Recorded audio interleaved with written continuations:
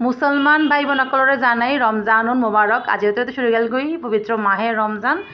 দীর্ঘ এক মাস ব্যাপী শুরু গিয়ে গই সিয়াম সাধনার মাস ব্যাকুণত রোজা রাখুন রোজার ঘরে ইফতার করিবেন এখন আই গেলাম আজ ইফতার করিবেন অনার রঙে আই কিন্তু রোজা নতাই কিন্তু ইফতার করছুম তো চলন জামাই লইছি বাজারতুন মুড়ি চনা মিহিদানা পেঁয়াজু পাকোড়া যাই যাই আছে আর কি বেকুল এসি তাই না হতে একখানা মাখো আর একসঙ্গে বই না ইফতার করছি আসলে কি হন তো এই রোজার মাসের মধ্যে তো মুসলমান ভাই বোনসকল রোজা রাখন কিন্তু আর যারা অন্য ধর্মের লোকজন আছে আরাও কিন্তু এই ইফতারের টাইমের মধ্যে এই সমস্ত ইফতারের নাস্তাই খুবই ইন্টারেস্টিং লাগে খুবই ভালো লাগে বেকুনে মজা করে খাই বাজারত আনি না খাই হয়তো বা বজনে ঘরত বানাইও কিন্তু আমি কোনোদিন ন বানাই বাজারত আনি আনি কিনি কিনি খাই আর বাচ্চাগুলো কিন্তু খুবই পছন্দ করে এই ইফতারের টাইমের মধ্যে এরকম নাস্তাই এন করতে